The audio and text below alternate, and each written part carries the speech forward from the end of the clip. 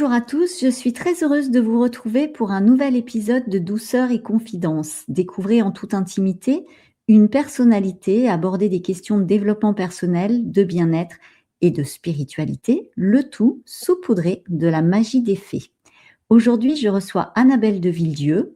Elle est médium, chamane et guérisseuse de l'âme. Son coffret L'Oracle des éclaireuses de conscience, illustré par Marlène Bigoni, est paru aux éditions Exergue. Bonjour Annabelle, je vous remercie d'avoir accepté mon invitation féerique. Eh bien, avec grand plaisir, Valérie. C'est un plaisir d'être là. Alors, pouvez-vous nous présenter votre coffret? Alors, mon coffret, Les éclaireuses de conscience, c'est un coffret qui a été vraiment un coffret inspiré avant tout, que nous avons co-créé avec Marlène, qui est une artiste incroyable aussi, très connectée, très reliée. Et en fait, c'est un coffret qui amène, justement à il y a un livret qui a à peu près de 200 pages et donc pour chaque carte, pour les 59 cartes qu'il y a, eh bien, il y a à chaque fois le message de la carte, un message de conscience et un mantra de libération. Voilà. C'est-à-dire qu'on peut le tirer de plusieurs façons. On peut le tirer sous un aspect un peu divinatoire quand on a une question à se poser, peut-être un petit peu plus pragmatique, hein. Et puis on peut aller voir plus loin. Pourquoi à un moment donné, finalement, ça peut bloquer par rapport à ma demande? Qu'est-ce que j'ai besoin de comprendre moi-même, de mettre en responsabilité ou de faire évoluer pour que finalement les choses se mettent en place, hein? Et là, on arrive justement dans cet aspect de la conscience, de ce qu'on a besoin de regarder en soi à un moment donné pour redevenir ce créateur de notre propre vie et ce qu'on a besoin de libérer peut-être aussi de ce que nous portons de notre passé, de comprendre, ce qui peut encore nous bloquer, de mettre des actions en place, hein, pour pouvoir justement, reprendre notre part de responsabilité et faire en sorte que les choses se mettent définitivement en place par rapport à qui nous sommes profondément et non par rapport à ce qui peut encore nous empêcher, nos blessures et cetera. Donc c'est vraiment c'est très complet en fait entre les cartes, entre le livret, c'est un jeu qui amène vraiment, l'intériorisation, qui amène vraiment la prise de conscience, voilà, il a été créé vraiment en je dirais même en canalisation, avec l'inspiration avant tout et voilà. Et du coup, il s'adresse à tout un chacun? Tout à fait, il s'adresse à tout à chacun, il y a pas de c'est pas du tout un coffret qui est réservé aux initiés, loin de là. Justement, il est écrit de façon à ce que tout le monde puisse, se reconnaître quelque part à travers les mots, à travers les textes, à travers la compréhension. Voilà, moi j'ai toujours été dans cet aspect aussi d'accessibilité.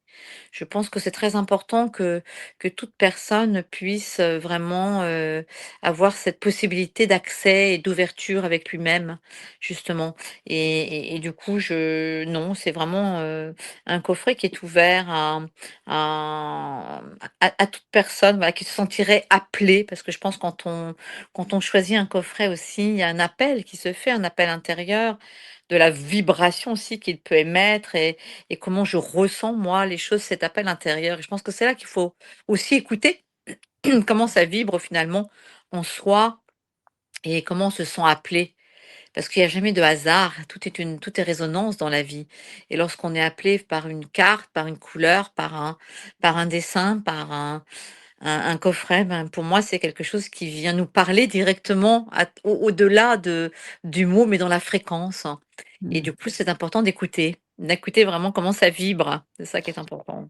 Et comment bien l'utiliser et à quelle fréquence en fait? Parce que, finalement, c'est presque un outil, de développement personnel. Tout à fait, mais oui, tout à fait.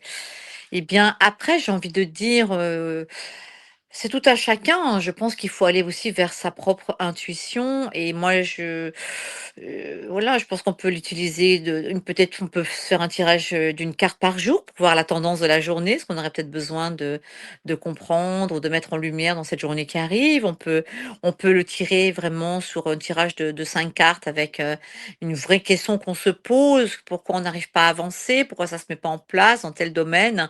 Qu'est-ce que j'ai besoin de comprendre de mon passé? Si j'accueille telle et telle chose là, qu'est-ce que je vais pouvoir transformer? Et si je transforme, qu'est-ce qui va advenir de mon futur? Donc je pense qu'en fait, on peut le tirer comme on le ressent et on peut même s'amuser finalement à ouvrir le livret comme je le faisais moi avec la petite voix d'Hélène Cadier à l'époque.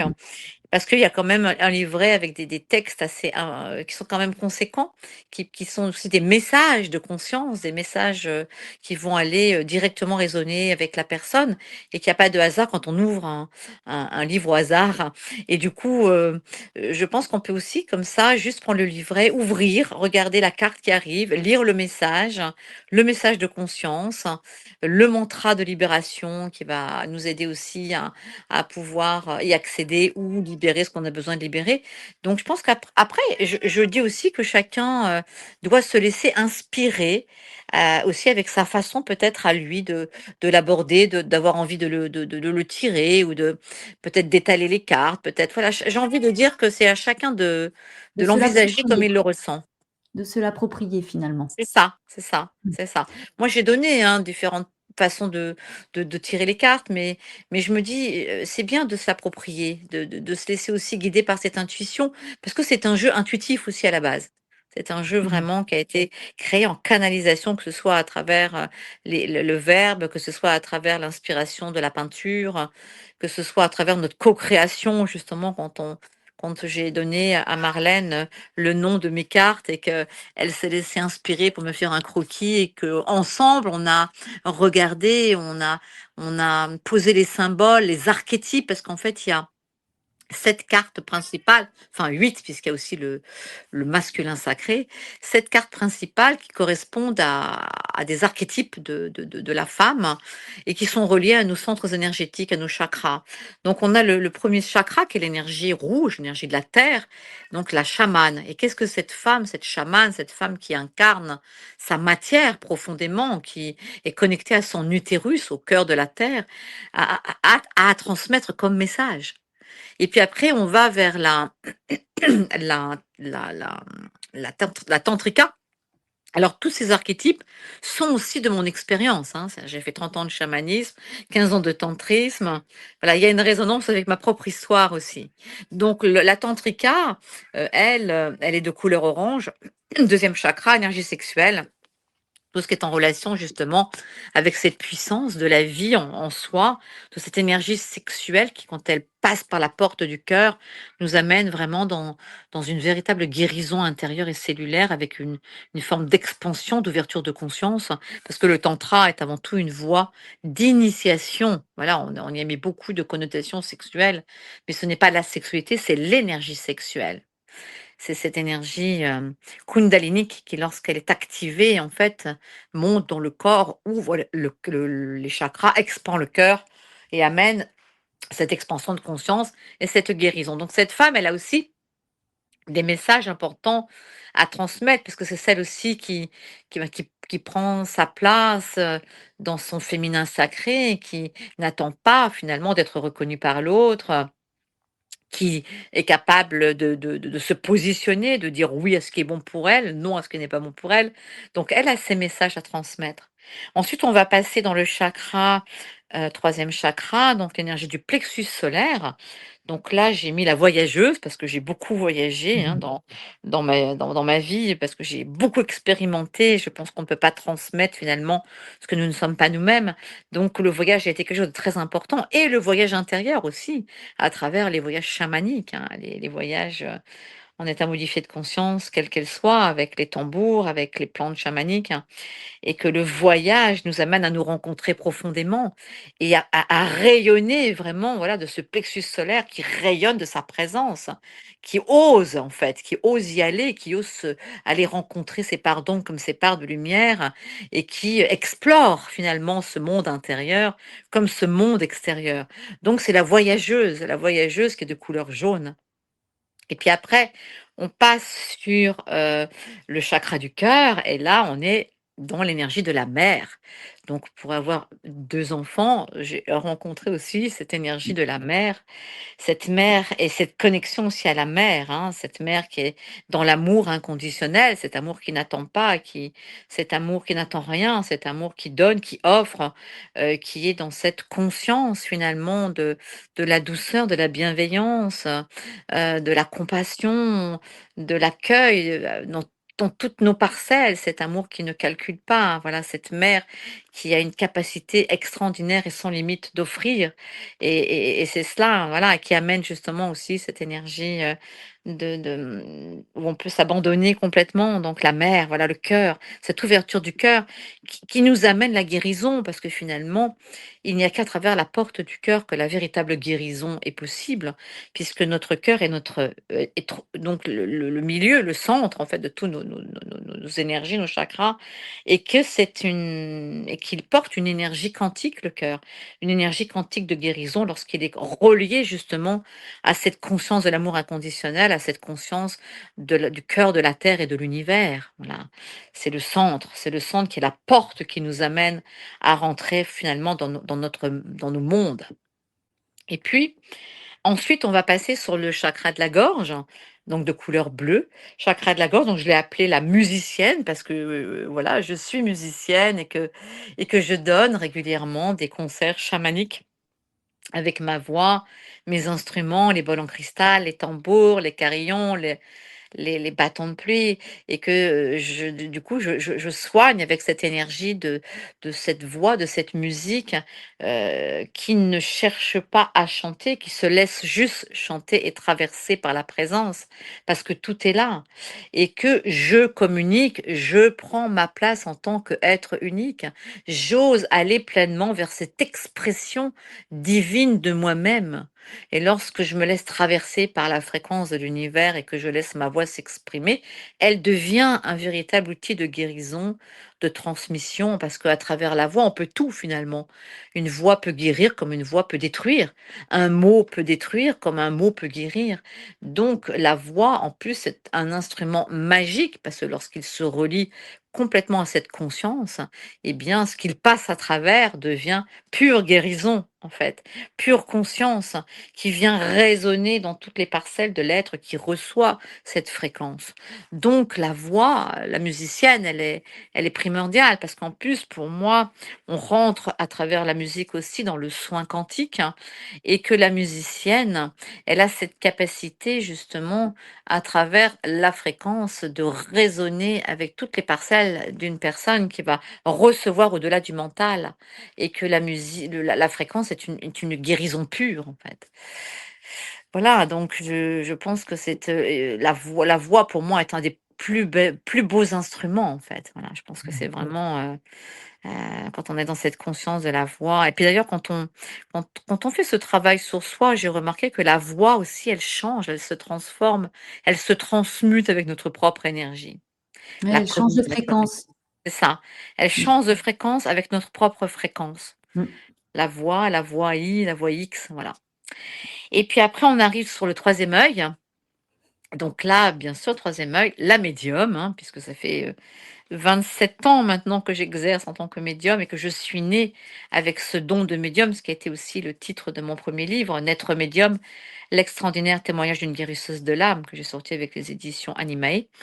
Et en fait, voilà, j'exprime que la médiumnité, justement, ça ne s'invente pas, et que pour moi, c'est vraiment quelque chose qui fait partie d'une mission d'âme que nous recevons aussi à notre naissance et qu'on ne peut pas y échapper, quoi que l'on fasse. Et que moi, la vie m'a rattrapée à un moment donné, et j'ai eu le choix du non-choix que d'accepter cette voie de la médiumnité qui était la mienne. Et donc, c'est cette capacité justement à regarder, à rentrer dans cet espace de la vision intérieure. Voilà, parce qu'à travers le troisième œil, on a tous cette capacité malgré tout de pouvoir voir à l'intérieur et non pas d'aller chercher en permanence dans le monde extérieur l'approbation, finalement l'autre qui va voir, pour nous, parce que nous n'avons pas cette capacité nous-mêmes d'aller regarder à l'intérieur de nous-mêmes. Et en même temps, le troisième œil, bah, voilà, nous amène aussi à rentrer dans notre monde intérieur, à être cette porte aussi qui peut nous connecter au plan subtil, comme une traversée finalement d'un monde vers un autre monde, de notre monde extérieur vers notre monde intérieur et d'avoir cette vision juste, cette vision claire, cette vision, voilà, médiumnique quelque part, qui amène pour moi au-delà de l'espace-temps, dans cette connexion aussi à l'instantanéité où tout est, le présent, le passé, le futur, et qui nous permet justement de rentrer dans d'autres plans de conscience et qui nous permet aussi, dans les voyages chamaniques, d'ouvrir la porte à la vision dans les voyages chamaniques. Donc c'est un outil extraordinaire finalement, notre troisième œil, et cette connexion avec cette médiumnité, cette capacité à regarder à l'intérieur et à voyager dans les espaces-temps. Et puis, le dernière carte donc qui correspond à la guérisseuse, hein, puisque je suis donc de couleur rose, hein, la guérisseuse, hein, la médium de couleur violette, hein, troisième œil, et la guérisseuse, elle est de couleur rose, un peu subtile, hein, claire. C'est vraiment cette connexion au divin, à la conscience pure. C'est la thérapeute, parce que ça fait quand même maintenant plus de 20 ans que j'exerce en tant que thérapeute en déprogrammation des mémoires cellulaires, hein, soins chamaniques et musicothérapie énergétique, et que pour moi, le thérapeute, voilà, c'est vraiment se laisser traverser aussi par cette conscience divine qui amène cette guérison à travers la porte du cœur, qui est la guérison pure, en fait, la pure guérison. Voilà, le sacré cœur, le cœur sacré qui nous amène à cette connexion du divin, de la conscience. Et que le thérapeute, pour moi, il se doit d'être dans cet alignement, en fait, de tous ces centres énergétiques pour aussi accéder finalement à cette verticalité et pouvoir recevoir de la conscience, des guides, de la lumière, cette énergie puissante de guérison qui, à travers le cœur, va devenir une énergie pure de guérison pour celui qui va recevoir. Et à travers les mains qui sont reliées aussi au cœur, puisque dans nos mains, nous avons un chakra qui est connecté directement à l'énergie du cœur. Voilà, donc tous ces archétypes finalement, ben, ça fait sont des parties de nous que nous avons besoin de rencontrer, d'explorer, d'aligner, d'accueillir, de transmuter, d'ouvrir, voilà. Et c'est pour ça que j'ai vraiment eu envie de créer cet oracle. Et puis pour chaque carte principale, eh bien, il y a 7 cartes archétypales, c'est-à-dire qu'il y a 7 attributs pour chaque carte, voilà. Donc, il y a 7 attributs qui vont nous emmener à aller beaucoup plus loin dans la démarche. Voilà, la chamane, elle est connectée aux racines, hein. Ah, donc elle est racine, la connexion à la terre. Elle est connectée aux ancêtres, donc il y a aussi, voilà, la vision des ancêtres. Elle a son tambour, elle est dans cette verticalité de la conscience avec ce tambour qu'elle utilise. Donc voilà, donc pour chaque carte, il y a, tous ces archétypes, chaque archétype, et puis, voilà, la tantrika, on va être dans la sexualité sacrée, on va être, dans le respect de soi, la carte du respect, la carte de la sexualité sacrée. Hem, la carte aussi de l'énergie, hein, parce que c'est à travers elle que l'énergie de vie circule.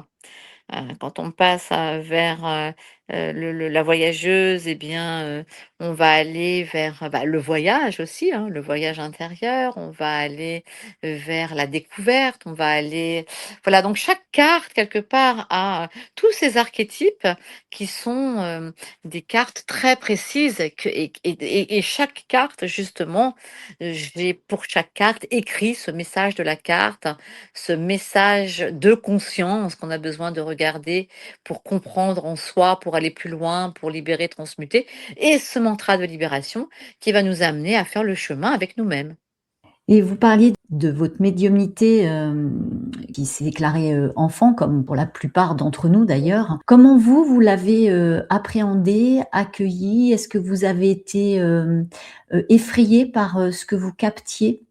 Bah, en fait, je dirais que pour moi, ça a toujours été quelque chose de normal. C'est-à-dire que j'ai toujours été dans cette connexion d'autres plans de conscience. D'ailleurs, quand je suis arrivée au monde, pour moi, la réincarnation était une vérité. vraiment une vérité intrinsèque alors que j'ai été élevée dans un milieu très rigide, catho, aristo, avec une éducation, quand même avec beaucoup de principes où c'était même pas envisageable, la médiumnité. Donc je pense à quelque chose qui nous dépasse en effet, qui est plus puissant que nous et donc ça a été difficile parce que j'ai pas été du tout acceptée avec ce que j'étais, avec cette sensibilité qui était la mienne, avec cette médiumnité qui m'habitait et que, oui, quand j'étais enfant, c'était compliqué parce que j'étais une écorchée vive, en plus je voyais les morts donc ça me faisait peur de voir les morts, de ressentir comme ça, tout ce qui me traversait parce que tant qu'on n'a pas fait ce travail aussi sur soi-même, de verticalité, de travail personnel et ben, quelque part, on est une éponge en tant que médium, donc on capte toutes les informations et c'est pour ça que je pense que chaque médium devrait justement aussi faire ce chemin de guérison avec lui-même, ce chemin de rencontre avec lui-même, ce chemin de thérapie qui amène à vraiment être dans cette verticalité, dans cet ancrage, dans cette connexion, dans quelque chose qui me permet moi aujourd'hui en tout cas d'ouvrir quand j'en ai envie, de fermer aussi quand j'en ai envie. C'est-à-dire de ne plus être du tout une éponge. Mais oui, quand on est enfant, c'est pas simple d'être médium parce que c'est une traversée permanente et quand j'étais petite, j'étais tout le temps en crise de spasmophilie, en fait, parce que je comprenais pas toutes ces énergies qui venaient, qui me perturbaient. J'avais beaucoup d'angoisse. Ben oui, ça se travaille, la médiumnité, ça se canalise quelque part. Mmh. Et que vous offre-t-elle, aujourd'hui, quotidiennement, cette médiumnité? Ben, ma médiumnité, elle me permet, voilà, d'être, déjà qui je suis, d'avoir cette conscience de la vie, de me sentir, toujours accompagnée quelque part, même si parfois, ben, il peut y avoir des doutes, hein. Je pense que tout être, hein, par moment donné traverse, hein. Même saint Jean de la Croix a traversé, donc je pense que chaque être, même les mystiques ont traversé à un moment des périodes, de doute, donc voilà, pour moi, elle m'amène quand même à avoir, une dimension de conscience, voilà, différente, d'appréhender la vie, peut-être d'une autre façon, d'avoir la conscience de la vie des animaux, de la nature, du respect, de pouvoir aussi, et ben, voyager comme je peux le faire, hein. C'est-à-dire d'accompagner aussi toutes les personnes que j'accompagne depuis tant d'années. Je sais pas combien j'en ai accompagné, mais c'est énorme au bout du compte et de les aider à y voir plus clair, d'avancer sur leur chemin, de pouvoir aussi avoir des visions quand je suis dans mes soins, quand je fais mon travail chamanique, de pouvoir, voyager avec les gens, voilà, parce que j'ai été aussi, initiée à toute cette énergie du voyage, chamanique avec les trans, avec, l'incorporation de l'animal, hein. Parce que dans les voyages, c'est pas nous qui agissons, c'est l'animal qui incorpore et qui agit à notre place. C'est une énergie qui agit à notre place. Donc c'est vraiment aussi, être dans ce lâcher prise, enfin moi ça m'a apporté vraiment à rentrer dans cette conscience, cette connaissance des autres plans de conscience et des autres mondes et de Mmh. pouvoir aussi finalement être cet intermédiaire et de pouvoir faire ces transmissions avec cette conscience qui m'habite pour aider les personnes à avancer sur leur chemin. Je vous ai demandé de choisir une chanson ou une musique qui représente, qui symbolise pour vous la médiumnité. Alors une chanson qui symbolise la médiumnité, j'écoute beaucoup de musique. Pour moi, ça c'est une musique pour moi très cosmique et spirituelle en fait, hein. C'est plus des musiques pour moi qui sont vraiment dans cette énergie cosmique en fait, où je peux rentrer dans cette connaissance, dans cette conscience de l'univers. C'est vraiment ça pour moi. Nous sommes créateurs de nos vies, c'est ce que vous disiez en tout début d'émission. Pour moi, la créativité, elle est essentielle à ma vie en tous les cas. C'est ce qui me permet d'être vivante. Que signifie pour vous cette créativité? Ah ben oui, moi la créativité, elle a une place énorme dans ma vie et je pense qu'avant tout, pour moi le médium est aussi quelqu'un avec une hypersensibilité, donc qui porte la créativité. Parce que l'artiste quand il est vraiment connecté, relié, et est un médium, est un canal de l'énergie. Quand on fait de la peinture intuitive, on est médium. Quand on chante comme je le fais, c'est de la médiumnité. Quand on est canal et qu'on se laisse juste traverser, on est ce médium, cet intermédiaire d'entre les mondes finalement. Parce que le médium, c'est cela, c'est l'intermédiaire, c'est l'entre-deux, celui qui est le pont entre les deux mondes. Et du coup, oui, moi, toute petite, j'ai toujours été dans cette notion de créativité. J'ai fait du piano. J'ai commencé le piano d'ailleurs, le conservatoire, j'avais 7 ans. J'ai fait 10 ans de piano, de la guitare. Donc la musique a toujours fait partie aussi de mon chemin, de vie, et ça a été aussi un outil extraordinaire à un moment donné de libération quand j'ai vécu un deuil excessivement douloureux à l'âge de 14 ans, et j'ai composé, je me suis laissée composer. Et à travers cette composition, j'ai réussi à faire ce deuil que je n'arrivais absolument pas à faire tellement ça m'avait marqué profondément. C'était un deuil violent et d'une personne tellement proche que voilà. Mais la musique m'a aidée, profondément, et déjà à ce moment-là, elle a déjà été un outil, et puis le dessin, j'ai toujours fait beaucoup de dessins, de la couture, enfin tout ce qui touchait le monde artistique, pour moi a toujours été voilà, comme une source en effet de vie, ça m'a toujours animée intérieurement, et je pense que la créativité, c'est un puissant outil aussi de guérison et de bien-être, et qui nous amène aussi finalement à nous déconnecter du temps. Quand on est sur une œuvre, on dit: «Waouh, déjà le temps a passé si vite», et en fait ça nous déconnecte de notre mental. Et ça nous permet de nous relier à une autre dimension.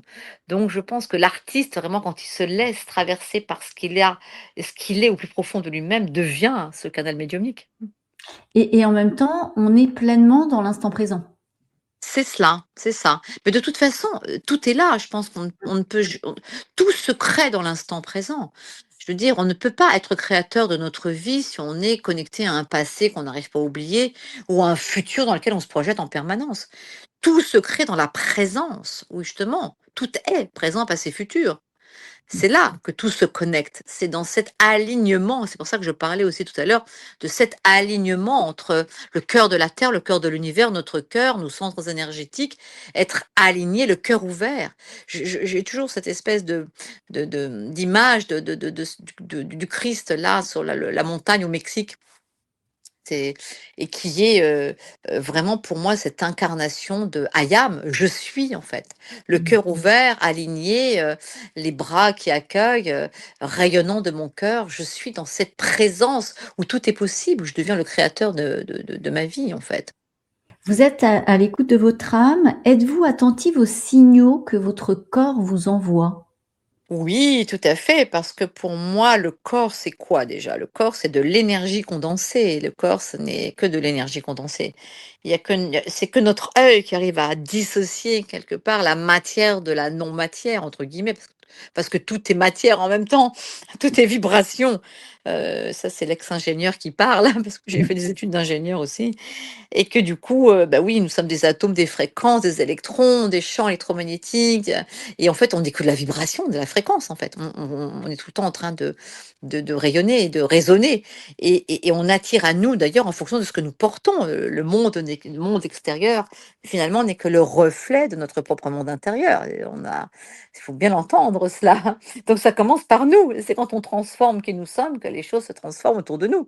C'est pas le monde extérieur qui va changer, que nous, on va changer, ou que c'est l'autre qui va me faire changer. C'est moi ça doit commencer par moi. Et le corps, oui, ben oui, le corps, c'est la dernière étape. Parce que déjà, quand même une maladie, avant d'arriver dans le corps physique, de s'incarner dans la partie la plus dense de notre système, elle est déjà dans nos champs vibratoires. Et d'ailleurs, quand on fait des photos d'aura avec l'effet Kirlian, on arrive à voir des couleurs, et quand on regarde, il y a des petites taches parfois dans le corps aurique. Et dans ce corps, ces tâches sont déjà des prémices de maladies qui sont inscrites énergétiquement, mais qui ne sont pas encore dans le corps. Parce que tout est relié, le corps et l'esprit, l'âme, le corps, tout est relié en fait. On n'est pas dissocié de notre corps physique, de notre corps mental, émotionnel, atmique, causal. Enfin, je veux dire, on est relié, tout est interconnecté. Et que En travaillant dans le corps physique, eh ben, on va libérer sur d'autres plans et en travaillant dans d'autres plans, on va libérer le corps physique et que c'est important de travailler sur ces 2 espaces, sur travailler vraiment cette interconnexion des plans, en fait, énergétiques de plus haute fréquence et de plus basse fréquence. Parce que le corps, c'est la dernière étape. Quand ça s'incarne, ça veut dire: «Ben non, maintenant, il est temps que tu regardes». Et si on n'écoute pas les signes, eh bien, à un moment donné, le corps, il nous le rappelle. Il nous le rappelle 1 fois, 2 fois, puis après, il nous le rappelle encore plus fortement. Et à un moment donné, on va être obligé de regarder, on n'a pas le choix, parce que là, c'est notre corps. Et que si on prend pas assez soin et qu'on en arrive là, et ben, là, on n'a plus le choix quelque part.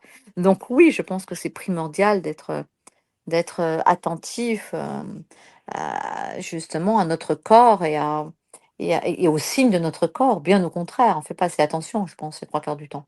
Et c'est, pour ça qu'en amont, vous pouvez accompagner les personnes avec la déprogrammation cellulaire? Moi, je me considère comme une guérisseuse de l'âme, c'est-à-dire je vais vraiment aller chercher profondément dans les structures psycho-émotionnelles, tous les ancrages, les cristallisations, les mémoires qui sont ancrées. Parce qu'en fait, quand une mémoire, à un moment donné, est, est encore dans le système, c'est qu'elle est cristallisée dans notre corps physique, justement. Il y a une cristallisation de l'énergie. Dans le chamanisme, on parle souvent de la perte d'un fragment d'âme. Quand on vit un choc, très fort psycho-émotionnellement, eh bien avant, par exemple, la petite fille, elle est toute joyeuse, elle est dans sa spontanéité, dans sa joie de vie et cetera et paf! Il y a quelque chose qui se passe. De la violence, un choc post-traumatique et là, après, elle est figée. Elle est plus la même. Elle a perdu, on dit qu'elle a perdu une partie d'elle-même, qu'il y a une partie de son âme qui est restée coincée dans le monde d'en bas. C'est-à-dire qu'en fait, il y a une partie de son énergie qui s'est cristallisée dans son corps et qui ne circule plus de la même façon. Donc, quelque part, ben, cette petite fille, eh ben, après, elle est plus la même. Et donc, elle a mis en place ce qu'on appelle ces fameux mécanismes de survie qui sont mis en place par notre cerveau reptilien, par notre cerveau de défense, de survie. Mais quand on les a mis en place, eh ben, on fonctionne avec ça et lui, il sait pas faire autrement pour nous protéger. Donc c'est la peur face à la peur, face à la violence, face à la mort. Donc ça va être la sidération, la pétrification, la soumission, la fuite, le fait aussi d'être que de l'opposition, enfin, il y a tous ces mécanismes-là, en fait, une fois qu'ils sont ancrés dans notre système, sont des mécanismes qui sont cristallisés dans notre corps vibratoire et notre corps physique qui se manifeste aussi. Donc oui, je vais travailler sur vraiment toutes ces mémoires, en fait, cristallisées ou même ces vides énergétiques parfois qui nous habitent, hein, ou ces trous que nous pouvons avoir dans l'aura quand il y a eu aussi un choc, hein, voilà. Oui, dans le corps éthérique aussi, quand il y a eu, une problématique dans le corps physique, hein. Et en même temps, donc pour moi, c'est un travail, qui va travailler sur toutes les formes de mémoire. C'est ça va travailler sur les mémoires transgénérationnelles, sur les mémoires karmiques, sur les mémoires, karmiques dans tout ce qui est les vies antérieures, hein, ça va travailler sur toute cette mémoire intra-utérine, l'accouchement, les mémoires de l'enfance, c'est une étape primordiale, toute la petite enfance, la construction psycho-émotionnelle de l'enfant de 0 à 7 ans où, il va pouvoir, ben, construire un système sécure ou pas, en fait. Et puis, toutes les mémoires que nous portons de traumatismes et le transgénérationnel avec l'ADN. Donc nous ne sommes que des formes mémorielles de toute façon. Tout est forme mémorielle, voilà. Nous sommes de la mémoire. Plus ou moins active, plus ou moins vive. Donc je pense qu'à un moment donné, oui, travailler dans la mémoire, bah, ça permet de refaire circuler l'énergie, ça permet de récupérer ces fameux fragments d'âme, ça permet de se retrouver, de se rencontrer à nouveau, ça permet d'aller rencontrer pleinement ces parts d'ombre pour y mettre de la lumière, parce que finalement l'ombre, ce n'est qu'une lumière qui n'est pas encore éclairée, que parfois la lumière peut nous éblouir aussi et cacher des parts d'ombre. Mmh. Donc c'est tout ce chemin intérieur et qui est important aussi de comprendre que c'est pas le thérapeute qui va soigner la personne. Le thérapeute est un accompagnant qui va amener la personne à rentrer dans sa propre guérison. Et pour moi, c'est très important que le thérapeute amène la personne aussi à rentrer dans sa propre responsabilité. Parce que si j'allonge quelqu'un et que je lui dis pendant 1 heure, je fais le travail et tout ça y est, tout est OK, non. Pour moi, il y a une partie qui manque. Qu'est-ce que moi, j'ai mis là-dedans, moi, en tant que personnalité? Qu'est-ce que j'ai mis, moi, dans mon être, dans ma structure, dans mon énergie, pour aller vers ma propre guérison? Et c'est pour ça que moi, je mets toujours les personnes aussi en action dans mon travail, en responsabilité aussi. Voilà, pour qu'elles, pour que ça vienne aussi de leur propre structure. Ça, c'est important. Bah, ça à mon sens, ça peut pas fonctionner autrement de toute façon. Les thérapeutes sont là pour redonner les clés que chacun détient au plus profond de soi, en fait, hein. Et oui, mais malheureusement, c'est pas toujours le cas. Et puis, le thérapeute aussi, il est là parce qu'à un moment donné, il y a des espaces dans lesquels on ne peut pas aller seul, parce que trop souffrant et que lorsqu'on en veut y aller seul, le mental reprend le pouvoir, les mémoires, voilà, les mécanismes de survie reprennent le pouvoir, les croyances limitantes reprennent le pouvoir. Donc il y a des espaces où on ne peut pas. Et quand c'est trop souffrant, il y a eu tellement de mécanismes de protection qu'on ne peut pas y aller tout seul. Ça demande de pouvoir être accompagné avec de la sécurité et de la confiance pour Mmh. entrer dans un espace qui a tellement été heurté ou choqué que soi-même, c'est très compliqué. Je fais toujours le parallèle avec mes patients. Je leur dis, c'est comme si je vous dis, voilà, vous avez une tumeur dans le ventre et je vous donne un couteau, un scalpel, du fil, une aiguille. Vous allez ouvrir votre ventre et vous opérer. Vous allez me dire, Annabelle, là, ça va être un peu compliqué. Donc, c'est ça. Il y a des espaces où on a vraiment besoin d'un chirurgien, d'un spécialiste, de quelqu'un qui va nous accompagner pour pouvoir y aller aussi en confiance et en sécurité. Et aujourd'hui, qui est Annabelle de Villieu? C'est-à-dire, qui est Annabelle de Villedieu? Aujourd'hui, qui êtes-vous par rapport à tout votre chemin, votre expérience de vie? C'est une question un peu complexe parce que déjà je ne m'identifie pas à Annabelle de Villedieu. Heu, qui suis-je? C'est une grande question. Il y a d'ailleurs une grande méditation là-dessus. Pendant plusieurs jours, on se dit: «Qui suis-je? Qui suis-je?» Ouais, je pense que l'essentiel pour moi, c'est d'être dans voilà, dans l'authenticité, je pense que le chemin que j'ai parcouru m'a amené à me rencontrer de plus en plus profondément, à toucher quelque part aussi, le vide qui est le plein, à, me détacher de beaucoup de choses, à accepter de m'abandonner, à rencontrer la voie de l'authenticité, du cœur, de la vérité. Je ne suis pas parfaite non plus, hein, voilà, nous avons tous nos failles et c'est aussi, apprendre à s'accepter comme j'ai pu apprendre à le faire, ce qui n'a pas toujours été simple, dans toutes mes parts d'ombre aussi, dans toutes mes failles. L'essentiel pour moi, c'est que voilà, je fais, tout ce que je fais, j'essaie de le faire avec mon cœur, avec qui je suis profondément, en vérité, en authenticité. Alors parfois peut-être que, bah, ça ne convient pas ou que je ne sais peut-être pas ce qu'on aurait envie ou que c'est voilà, je suis pas parfaite peut-être pour, voilà, mais en tout cas, c'est ça mon essentiel. Je pense que c'est de vraiment être dans l'authenticité et de profiter de la vie, en conscience avec tout ce qu'elle peut m'offrir, voilà, de beau, de la beauté de la vie. C'est la voie du tantra qui m'a aussi amenée à rencontrer cette beauté de la vie et puis à voilà, à jouir de l'instant, à jouir du partage, à jouir de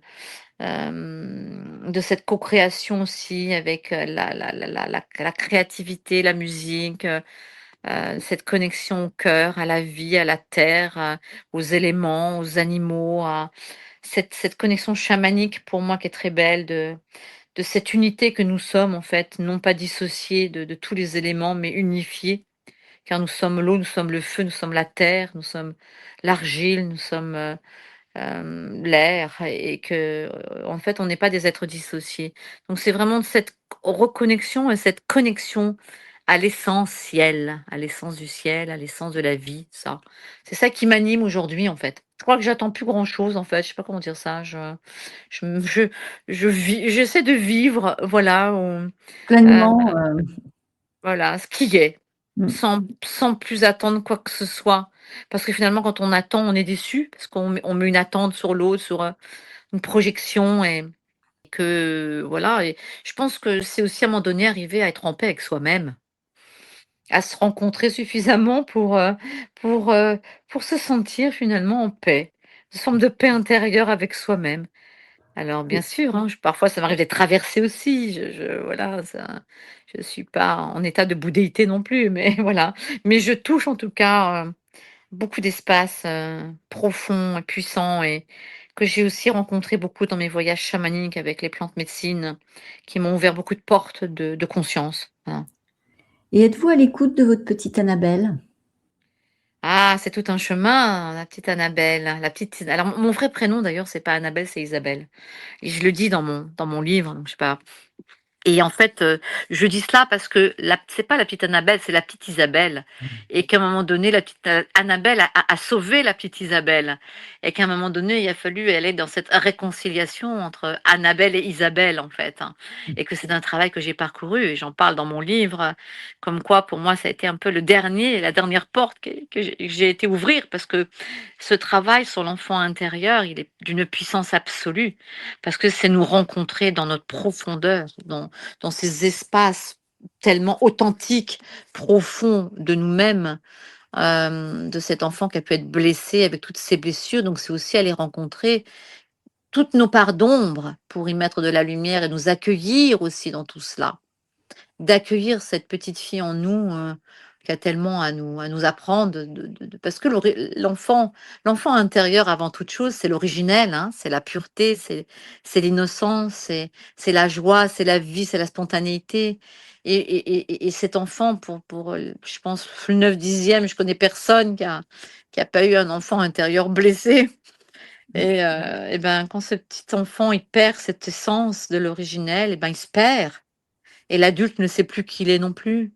Il se retrouve plus dans qui il est profondément et je pense que c'est vraiment cette quête de soi, d'aller rencontrer cet enfant et de se réapproprier cette petite fille, de la prendre sous sa responsabilité, soi en tant que mère, en tant que père, de redevenir ce père et cette mère bienveillant pour nous-mêmes. Voilà, de nous accueillir, dans notre totalité, que ce soit nos failles, nos faiblesses, nos parts d'ombre, comme notre lumière, notre force, notre beauté, c'est ça et accueillir toutes nos failles, notre corps avec tout ce qu'il est, parce que on est dans un monde aussi, tellement de l'image et de la représentation qu'on se perd de l'essentiel, de notre essentiel et que oui, le travail sur l'enfant, pour moi, c'est un travail, primordial et essentiel et que je pense que tout le monde devrait aller faire ce travail pour aller rencontrer cet enfant intérieur qui a été blessé. Et qui est la plus bavarde, la grande Annabelle ou la petite Isabelle? Bah, moi, j'ai envie de dire qu'aujourd'hui, elles sont réconciliées donc voilà, il y a pas de plus bavarde, de moins bavarde. Je veux dire, à un moment donné, c'est aussi voilà, de fusionner dans qui nous sommes. Mmh. C'est de rencontrer cette unité en nous, en fait, entre ce qu'on appelle le féminin sacré, le masculin sacré, l'ombre, la lumière. Il y a pas il y a pas de un ou l'autre, il y a l'un et l'autre qui, à un moment donné, s'interconnectent, se rencontrent et fusionnent pour aller dans l'unité de soi, le un, en fait. Mmh. Donc et un font un, voilà. Donc je pense qu'à un moment donné, je suis plus vers ce chemin de l'unité que de la dissociation, en fait. Et que vous insuffle votre partie, féminine? Ah, ma partie féminine. Je suis très, très, comment dire? Très en relation avec ma partie féminine, pour avoir été, coupée de moi-même quand j'étais enfant dans un univers un peu toxique. Ça a été un chemin de me réconcilier avec le féminin, avec la douceur, avec la compassion, avec, le cœur, avec l'amour, avec la femme qui prend sa place, qui rayonne de sa puissance incarnée, la matrice, connectée au cœur. C'est la mère, en fait, c'est l'archétype de la mère aussi, hein. Pour moi, voilà, la féminité, c'est d'avant tout l'énergie que nous portons dans notre cœur et dans notre douceur et qu'on peut se mettre tous les apparats du monde, voilà, c'est pas ça qui va nous rendre féminines. C'est vraiment de toucher à l'intérieur de nous-mêmes cette reconnexion avec la matrice, le cœur de la terre, la matrice et en même temps, je pense que c'est important d'honorer son corps aussi parce que j'ai été initiée pendant un certain nombre d'années, j'ai fait partie d'un groupe de femmes colombiennes chamanes et on travaillait beaucoup sur le féminin sacré et à chaque fois qu'on faisait des rituels entre femmes, on se faisait belle, en fait. On s'habillait, on se maquillait, on se mettait des bijoux, mais c'était pas pour, être dans la séduction, c'était pour honorer notre corps, honorer la femme, le féminin, la beauté, voilà. Et je trouve ce chemin très beau parce que souvent j'ai remarqué on se dit dans la spiritualité, je suis spirituelle alors que je suis dans l'abnégation de moi, de ma beauté, de faire attention, c'est pas ça qui compte.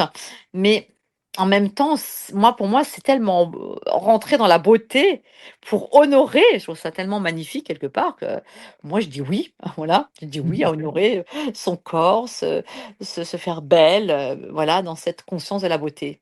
Je vous ai demandé de choisir un titre qui symbolise pour vous la femme.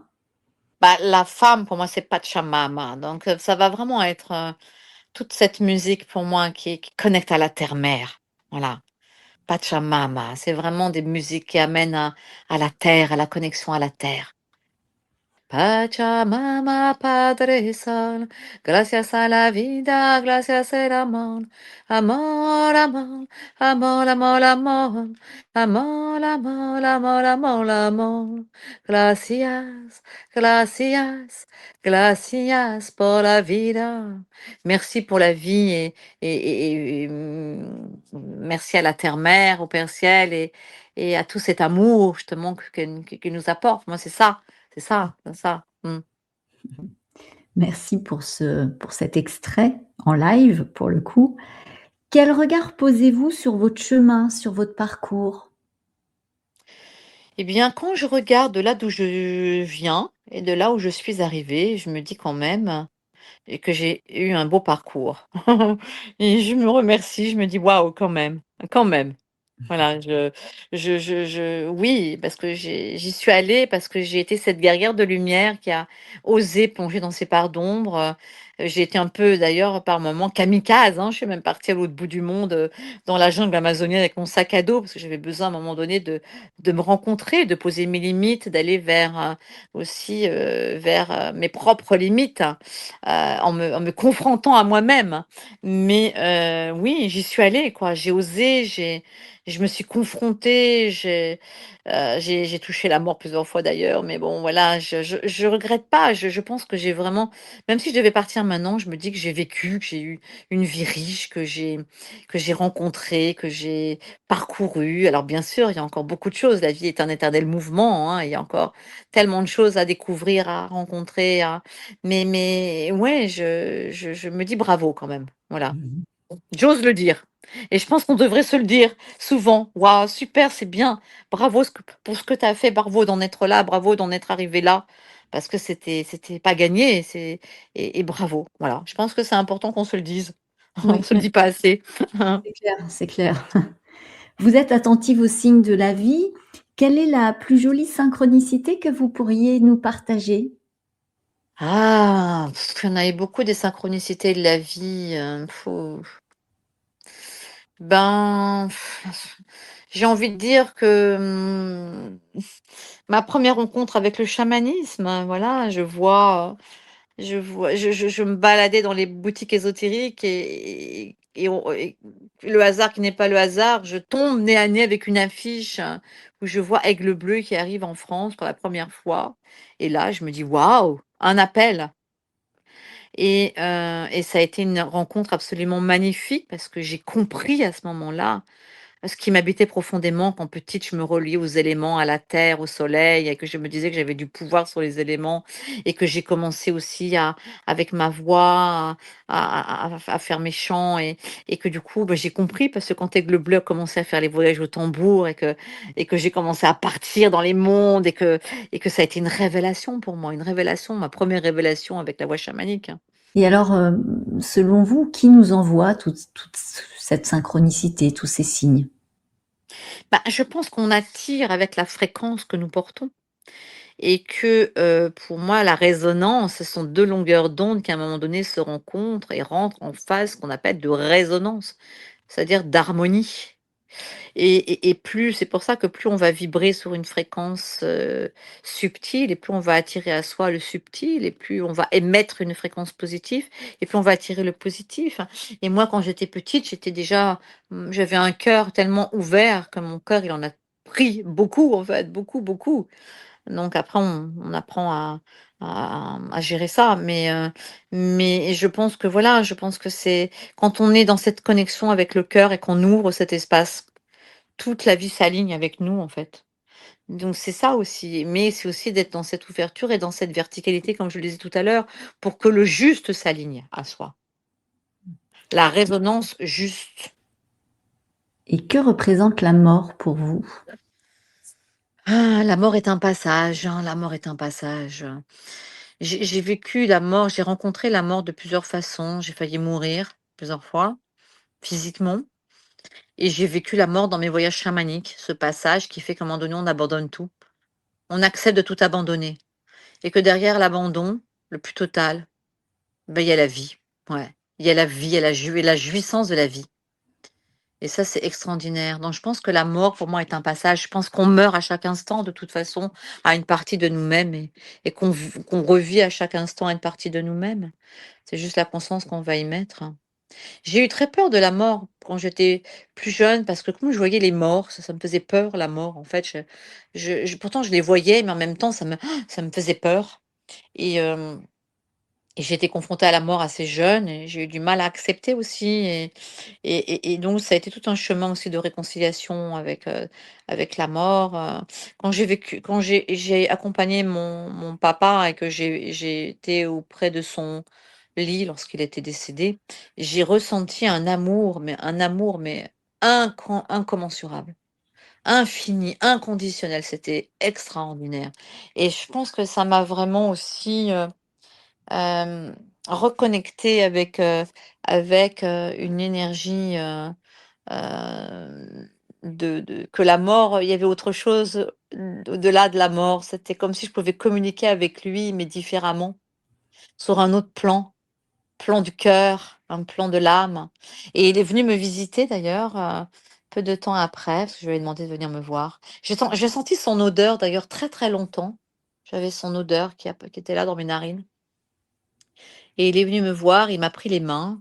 Il était beaucoup plus jeune d'ailleurs, bien, et j'ai senti quelque chose qui me traversait, comme vraiment, une paix intérieure.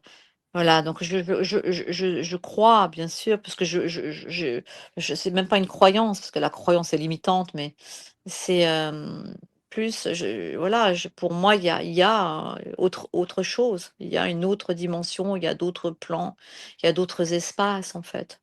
Et puis même quand je fais des médiumnités et que parfois je dis certaines choses à des personnes et que moi-même je dis: «Waouh, comment waouh quoi!» parce que je suis toujours surprise par même les messages parfois que je peux envoyer.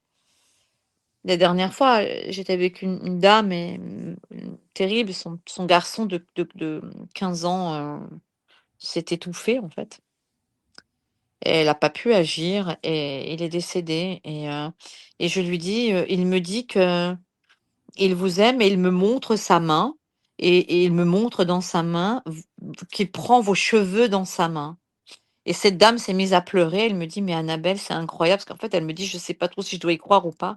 Elle me dit: «Quand il est parti, j'ai coupé une mèche de mes cheveux et je lui ai mise dans sa main». Mmh. Ouais, Incroyable. et Mmh. ouais. Donc ça, c'est des messages, on peut pas l'inventer en fait, je veux dire, c'est voilà. Et vous, du coup, effectivement, vous disiez que vous les, voyez, vous les du coup, si vous avez l'odeur, vous les ressentez aussi? Ouais. Vous les entendez? Heu, enfin, moi, je suis une médium clairvoyante à la base, j'ai beaucoup d'images, mais j'ai envie de dire que quand je communique avec un décédé, c'est plus, c'est pas audible, hein. C'est comme si j'entends des messages dans ma tête, en fait. C'est comme si j'entends qu'on me parle, mais j'entends pas dans mon oreille, en fait. C'est une autre façon de communiquer. Je vous ai demandé de choisir une chanson qui symbolise la mort. J'ai envie de dire, j'ai envie de dire le Requiem de Mozart, parce que je le trouve absolument extraordinaire, ce Requiem de Mozart. Et qu'il est grandiloquent en fait, comme la mort peut l'être, hein. Le fait que, qui est ce passage, qui est entre ces 2 mondes, cette passerelle entre le monde visible et invisible, on y met les mots qu'on veut, en fonction de notre sensibilité.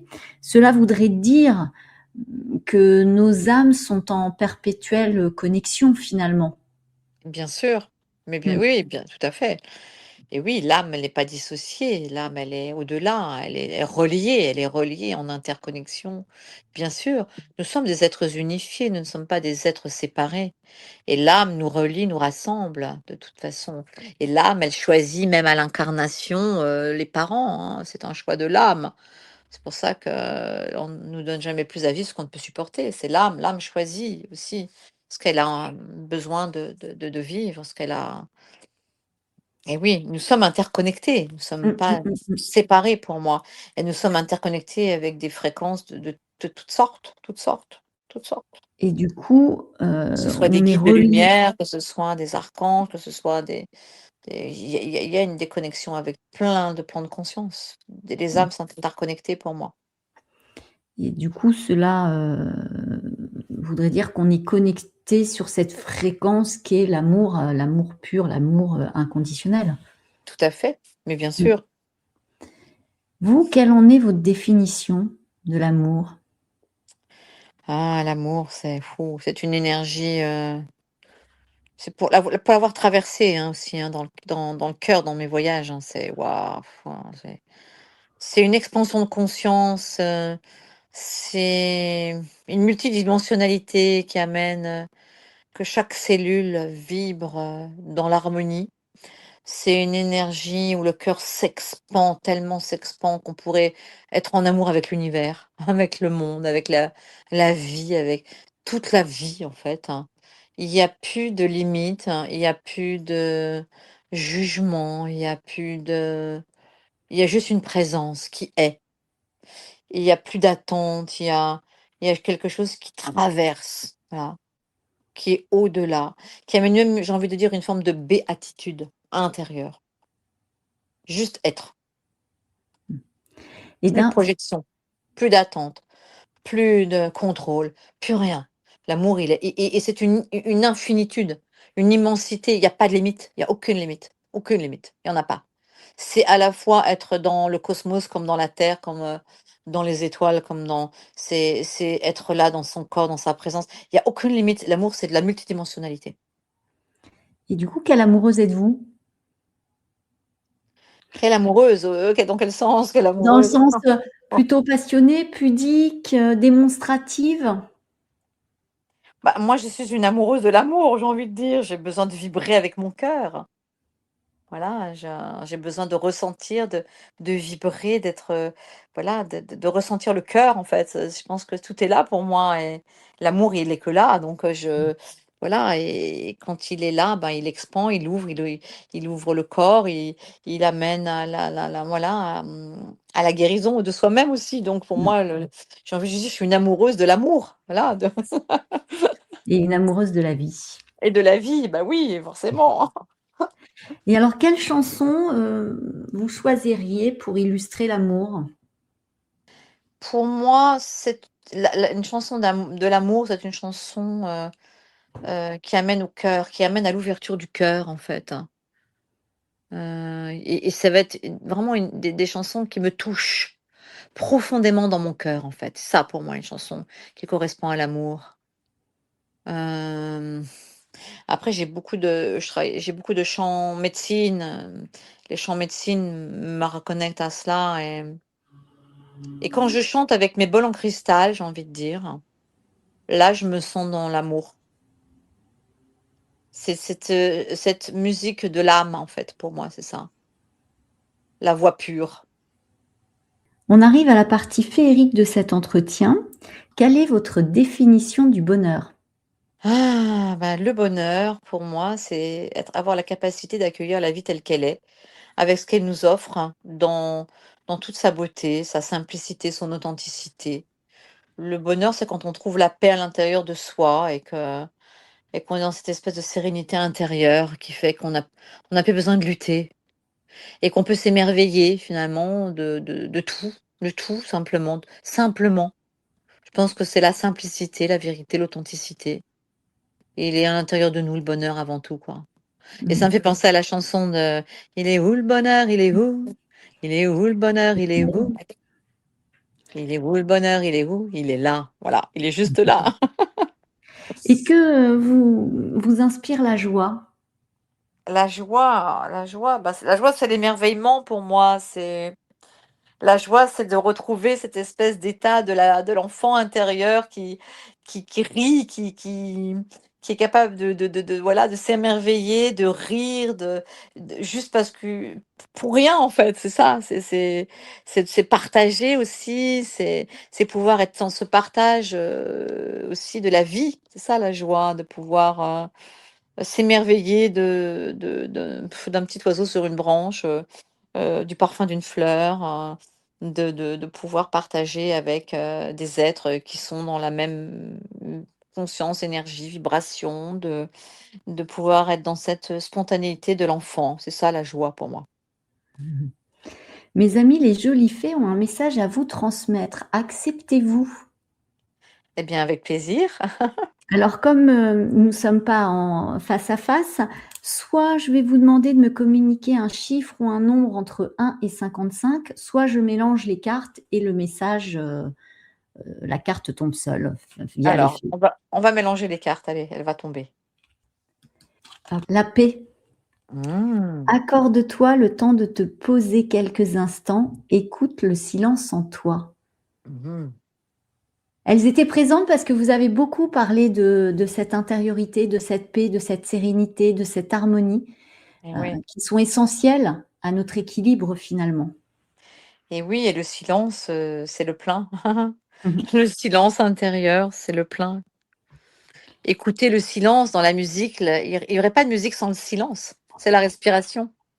Vous avez probablement votre baguette magique, mais si je vous prêtais ma baguette de fée, à quoi vous servirait-elle? Ah! Si j'avais une baguette magique, j'aimerais bien mettre de la conscience dans tous les êtres. Pour que chaque être puisse éveiller à la conscience de la vie, en fait. Du respect de la vie, du respect de la nature, du respect des animaux, du respect de et que chaque être puisse, ouvrir son cœur à cette énergie de l'amour, voilà. Mmh mh. On puisse être dans un autre monde, Mmh. un autre monde, un monde de conscience, de D'équité. lumi de lumière, de paix, d'harmonie, voilà. Mmh. Bah, je vous remercie Annabelle pour cette parenthèse, enchantée. Je rappelle que votre coffret «L'oracle des éclaireuses de conscience» est paru aux éditions Exergue. Tout à Vous fait. écoutez vous écoutez une chanson en ce moment en boucle ou finalement c'est varié? Non, c'est varié. Après, il y a des chansons voilà, j'aime être touchée, donc quand une chanson me touche, je la réécoute. Mais il y a beaucoup de chansons qui me touchent, hein, et particulièrement les chansons aussi des peuples premiers, les chansons chamaniques, parce qu'il y a quelque chose qui est tellement authentique dans la transmission des peuples premiers. Et il y a une chanson que j'aime beaucoup qui s'appelle Eyamayo. Eyamayo, wanna heyo, Eyamayo, wanna heyo, wahi heyo, heyo, wahi. Voilà. Merci, merci infiniment. Et ben avec grand plaisir. À à bientôt. À bientôt et merci beaucoup en tout cas pour ce partage. Merci à tous, au plaisir de vous retrouver pour un nouvel épisode de Douceur et Confidence. D'ici là, prenez soin de vous, rayonnez l'amour. N'hésitez pas à vous abonner à la chaîne et à découvrir les émissions scintillantes et également les rencontres lumineuses pour une nouvelle humanité. Merci, au revoir.